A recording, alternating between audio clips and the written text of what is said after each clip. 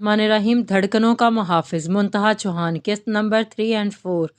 वक़्त कभी नहीं रुकता, उसका काम चलते रहना है। आज अफ़ान की मौत को 10 दिन गुजर गए थे, लेकिन ऐसा लगता था अभी कल की बात है। जब जनाजा उठाया गया तो जो कहर बरपा हुआ, सभी कितना तड़पे थे। सब्र तो वक़्त के साथ आ ही जाता है, लेकिन जिस तरह की मौत को अफ़ान ने गले लगाया था, किसी को यकीन ही नहीं आ रहा था। और शायद अपनी मौत के राज को वो अपने साथ ही मनो मिट्टी तले लेके दफन हो गया था। इस वक्त भी डेरे पर काफ़ी लोगों का आना जाना लगा हुआ था। दिलावर शाह अपने बड़े बेटे फारस शाह के साथ वहीं पर थे, और वो तो इन दिनों डेरे के ही होकर रह गए थे। अलमास बेगम को भी दूसरे दिन होश आ गया था। अल्लाह ने उनकी सांसें अभी और लिखी थी, लेकिन वो भी अब बस अपने कमरे की होकर रह गई थी। अलमास बेगम ज़्यादातर अल्लाह के हजूर सजदा रेज़ रहती थीं और हाथ के लिए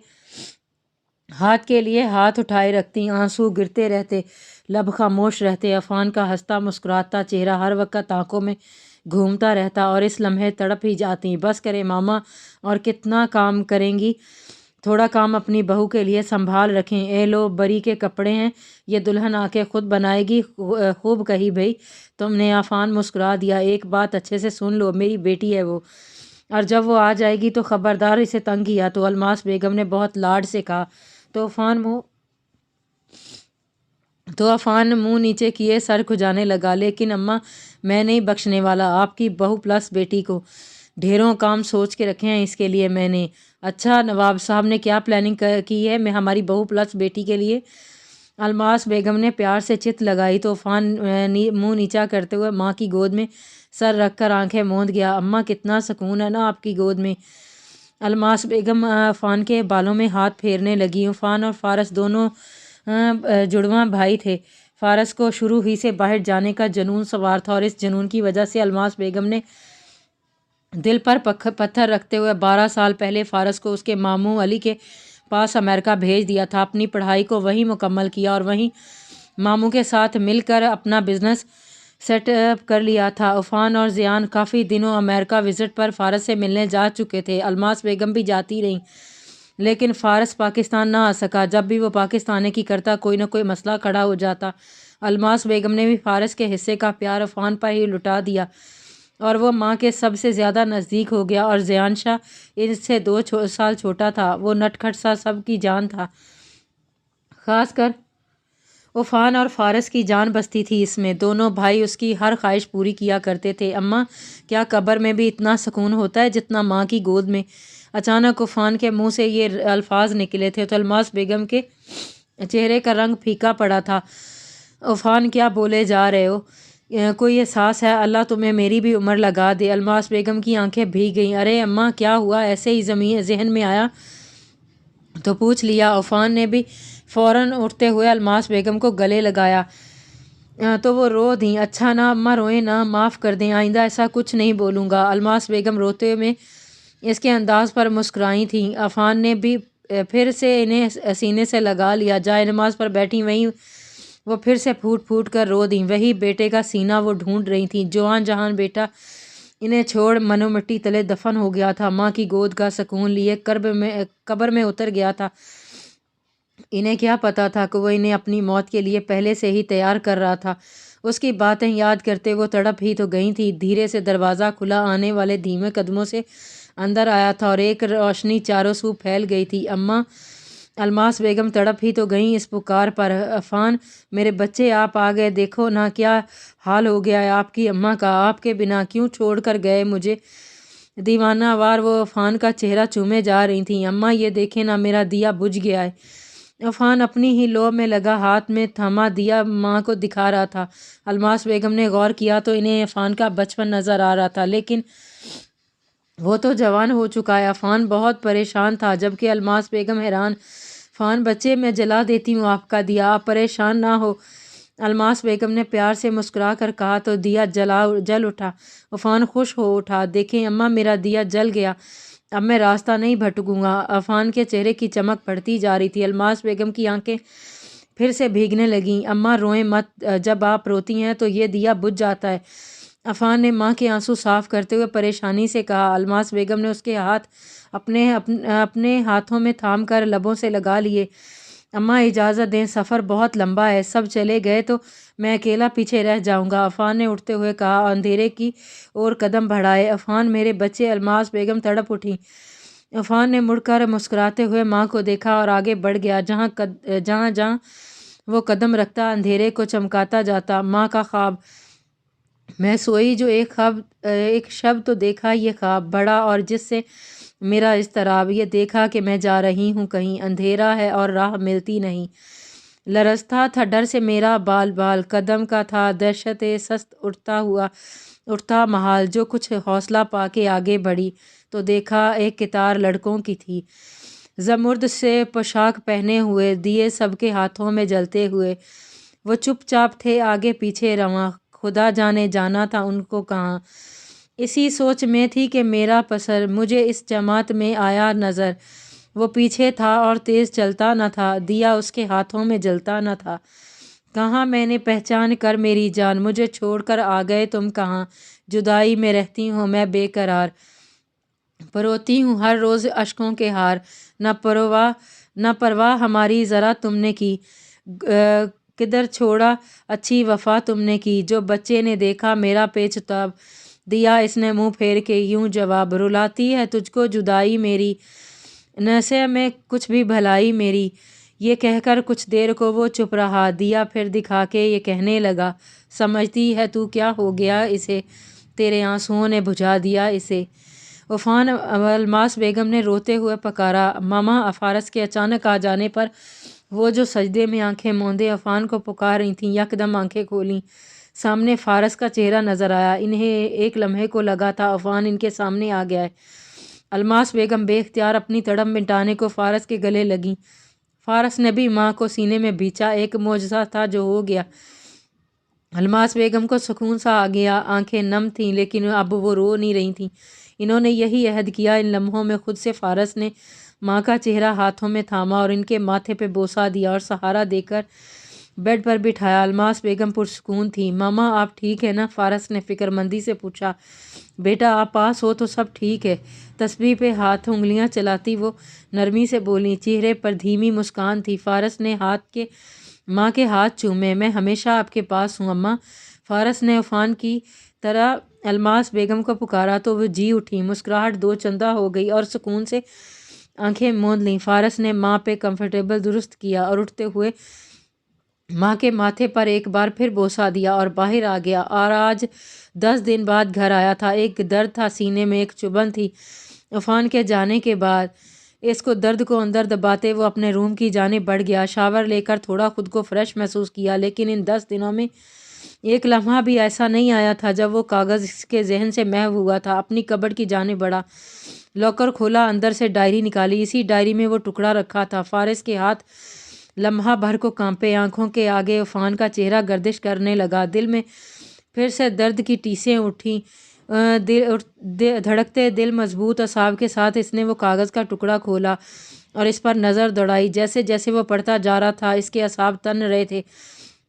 दिमाग की रगें उभर के वाज़े होने लगी। लब गुस्से से बीचे। सारी तहरीर पढ़ ली, सारी हकीकत वाज़े होगी। आंखें मीचते सख्ती से मीच लीं। तहरीर के आखिरी अल्फाज की बाज़गश्त बार बार सुनाई दे रही थी। मैं आपसे नहीं, फ़ारस से प्यार करती हूँ। प्लीज़ मेरी और फ़ारस की ज़िंदगी से निकल जाएं। बिस्मिल्लाहिर्रहमानिर्रहीम। धड़कनों का मुहाफ़िज़, मुंतहा चौहान। किस्त नंबर 4। सॉरी, माजरत कि इसी चैनल पे है वो नावल तुम मेरे निकाह में हो। बहुत अच्छा नावल गया था वो भी, और इंशाल्लाह ताला आप लोग अगर उसको भी सुनेंगे, पढ़ेंगे तो आपको अच्छा लगेगा। थैंक यू सो मच मेरे नावल पे आने के लिए। फ़ारस खुद पर काबू ना पा रहा था। उसका गुस्सा आउट ऑफ कंट्रोल हो रहा था। गुस्सा हद से बड़ा तो ड्रेसिंग टेबल पर रखी हर चीज़ को उलट दिया था। शीशे के टेबल को ज़ोर से ठोकर मारी तो कांच टूट के बिखर गया। आंखों में सख्त गुस्सा और दहशत थी। शीशे के सामने खड़ा वो खुद को देखे जा रहा था। उफ़ान उसका अक्स हूबहू इसके जैसा था। सिर्फ उन्हों के फ़र्क से वो पहचाने जाते थे। आँखों के फ़र्क से पहचाने जाते थे। फ़ारस की आंखें अलग थी, गहरी सब्ज़ माइल आंखें जिनका रंग हमेशा गुस्से में लाल رنگ میں بدل جاتا تھا، جبکہ عفان کی آنکھیں بھوری تھیں۔ ایک ہنستا ہساتا تھا، زندگی کو بھرپور طریقے سے جیتا تھا، تو دوسری طرف فارس تھا جس کی مسکراہٹ ایک جھلک بھی بہت کم دیکھنے کو ملتی تھی، جس کی پہچان صرف اس کا غصہ تھا۔ ایک زوردار مکہ فارس نے شیشے پر مارا، وہ کئی دھڑوں میں بٹ گیا اور فارس کو اپنے آپ اس شیشے میں ٹکڑوں میں بٹی ہوئی شبیہ نظر آئی۔ کیوں ایسا کیا؟ میرے بھائی کو موت کو منہ تک پہنچا دیا۔ فارس کو اپنا آپ سنبھالنا محال ہو رہا تھا، ہاتھ لہو لہان ہو گیا تھا، لیکن پرواہ کسے تھی؟ زمین پر بیٹھتا چلا گیا۔ دروازہ زور زور سے پٹنے کی آوازیں آ رہی تھی۔ بھائی کدھر ہیں؟ دروازہ کھولیں پلیز۔ باہر سے آوازیں مسلسل آ رہی تھیں، لیکن فارس ہوش میں ہوتا تو کھولتا نہ۔ اس کے دل و دماغ میں تو بس عفان ہی کا خیال اور اسی کا چہرہ تھا۔ زیان ابھی قبرستان سے واپس لوٹا تھا، کچھ ہی دنوں میں وہ مرجھا گیا تھا۔ چہرے کی وہ رونق ماند پڑ گئی تھی جو شادی کے روز تھی۔ سیڑھیاں چڑھتے ہوئے سے فارس کے روم سے آوازیں تو وہ ٹھٹرا تھا۔ بے اختیاری نظریں فارس کے روم کی جانب اٹھی تھی، دل عجیب سے انداز میں دھڑکا تھا۔ دعا جو زیان کو آتا دیکھ کر اس کی جانب بڑھ رہی تھی، زیان کو فارس کے کمرے کی جانب بھاگتے دیکھ کر وہ بھی اس کے پیچھے ہو لی۔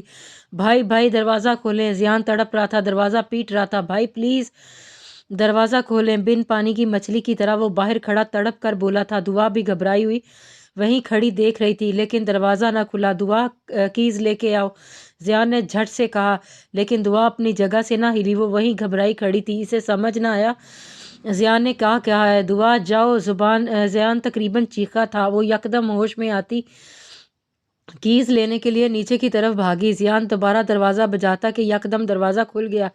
زیان کا دل پرندے کی طرح پھڑپھڑایا۔ فوراً دروازہ کھولے وہ اندر آیا۔ سامنے ہی صوفے پر پرسکون سا بیٹھا فارس نظر آیا۔ کمرے کی حالت ابتر تھی، فارس کا ہاتھ لہو لہان تھا۔ خون دیکھ کر زیان تڑپ کر آگے بڑھا، گھٹنوں کے بل بیٹھا۔ وہ فارس کا ہاتھ تھامے عقیدت سے دیکھے جا رہا تھا۔ بھائی یہ کیسے ہو گیا؟ روئی آنکھوں سے وہ فارس کی سبز آنکھوں میں دیکھتے ہوئے بولا۔ فارس نے ایک نظر اپنے لاڈلے بھائی پر ڈالی جس کی آنکھوں میں آج تک ایک آنسو نہیں آنے دیا تھا۔ وہ بلک بلک کر رو رہا تھا۔ اس کی آنسو دیکھ کر فارس کے دل کو بھی جیسے ہاتھ پڑا تھا۔ بہت پیار سے اس کے گالوں پر آئے آنسو صاف کیے۔ تبھی دعا پانی امی ماریہ شاہ کے ساتھ روم میں داخل ہوئی۔ ماریہ شاہ کو دعا خود ساتھ لے کے آئی تھی۔ دلاور شاہ اور فراز شاہ گھر پر نہیں تھے۔ ماریہ شاہ بے چین ہو کے آگے بڑھی۔ فارس میرے بچے، یہ کیا کیا؟ کیوں خود کو تکلیف پہنچا رہے ہو؟ ماریہ شاہ نے فارس کا چہرہ اپنے دونوں ہاتھوں میں لیا۔ وہ بہت رو رہی تھی۔ فارس نے دھیرے سے اپنا چہرہ اٹھایا تو نظریں سیدھا اس پر جا ٹھہریں۔ دروازے میں استدعا دعا کے ساتھ وہ کھڑی تھی۔ نظر پڑی اس پر تو ٹھہری ہی سی گئی۔ وحشت زدہ آنکھوں سے وہ فارس اور اس کے کمرے کی حالت کو دیکھ رہی تھی۔ ایک لمحے میں اس کے تاثرات بدلے۔ وہ سبز آنکھیں ایک دم سے لال انگارہ ہوئیں۔ وہ جھٹ سے کھڑا ہوا، باہر کی جانب قدم بڑھائے، گردن موڑ کے ایک قہر کی نظر آئین پر ڈالی۔ وہ باہر نکل گیا۔ زیان بھائی فارس کے پیچھے لپکا۔ وہ ایک بار عفان کو اکیلا چھوڑ کے نقصان اٹھا چکا تھا، اب فارس کو اکیلا نہیں کھو سکتا تھا۔ پتہ نہیں کس کی نظر لگ گئی ہے ہمارے ہنستے بستے گھر کو۔ ماریہ شاہ دکھ سے رو دیں۔ دعا نے آگے بڑھ کر ماں کو سنبھالا۔ بیٹا نورا سے کہہ کر کمرہ صاف کروا دو۔ ماریہ شاہ دعا سے کہتے باہر کی جانب بڑھیں۔ دعا بھی ساکت کھڑی آئین کے قریب آئی۔ آپی دعا نے اسے پکارا تو ہوش کی دنیا میں واپس آئی، ایک جھجھری لی اور باہر نکل آئی۔ دعا آئین سے 3 سال چھوٹی تھی۔ نورالعین کی پیدائش فراز شاہ اور ماریہ شاہ کی زندگی میں بہت منتوں مرادوں سے ہوئی۔ وہ بابی گڑیا ہی کی طرح نرم و نازک، تیکھے نین نقوش اور اس سے بڑھ کر اس کی آنکھوں کے قریب سیاہ تل اس کے حسن کو 4 چاند لگاتا تھا۔ آئین کی پیدائش پر الماس بیگم بھی امید سے تھیں۔ عفان اور فارس 4 سال کے تھے۔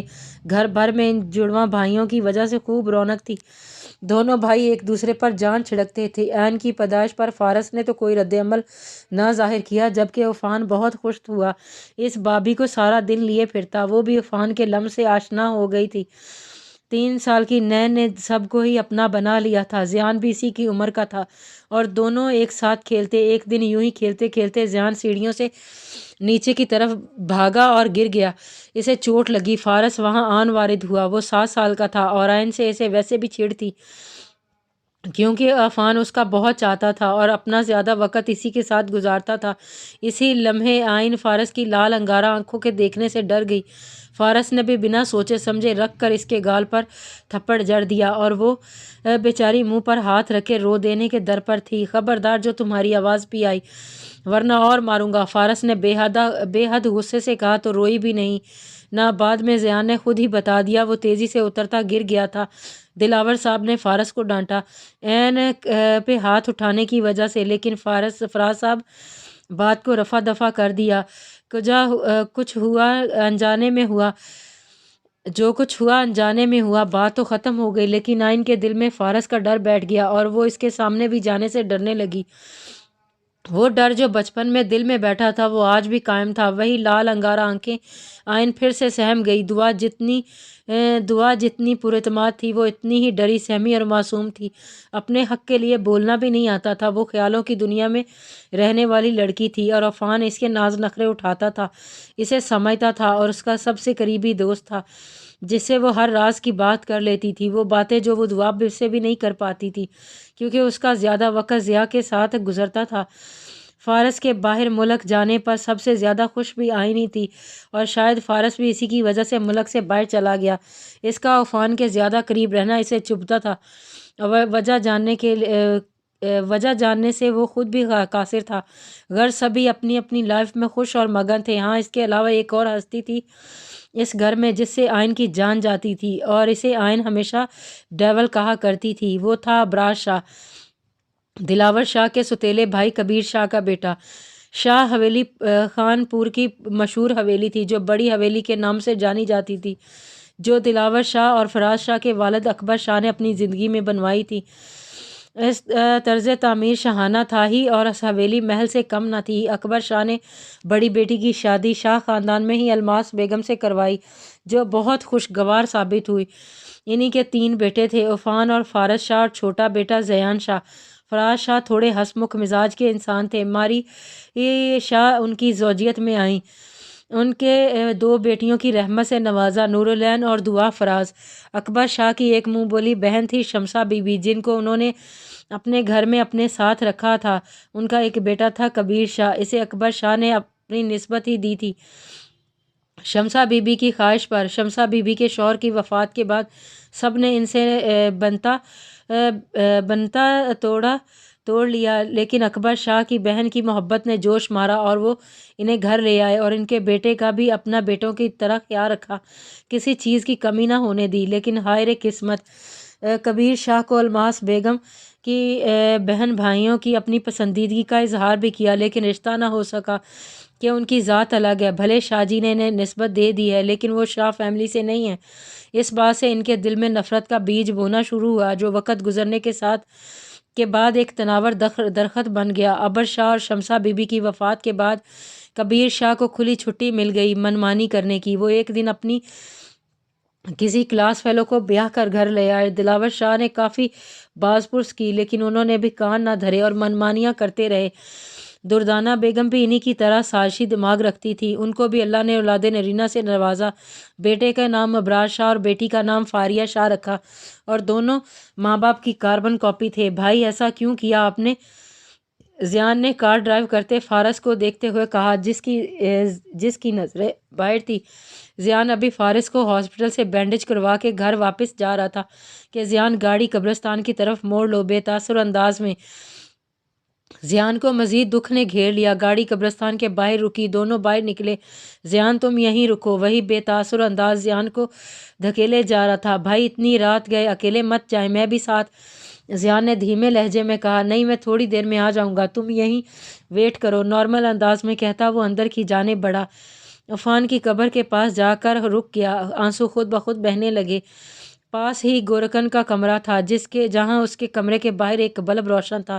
اسی کی روشنی میں فارس چلتا ہوا عفان کی قبر کے سر والی طرف آیا اور گھٹنوں کے بھل وہیں بیٹھ گیا۔ یار مت کرو نا، موبائل یوز کرتا عفان کے بار بار فارس تنگ کر رہا تھا اور ہر بار اس کے بال خراب کر رہا تھا۔ جتنا وہ تنگ پڑتا فارس ہنستا ہوا اسے مزید عزت کرتا۔ ماما دیکھے نا فارس کو، بار بار میرے بال خراب کر رہا ہے۔ نروٹھے پن سے 10 سالہ عفان نے الماس بیگم کی شکایت لگائی تو وہ مسکرا دی۔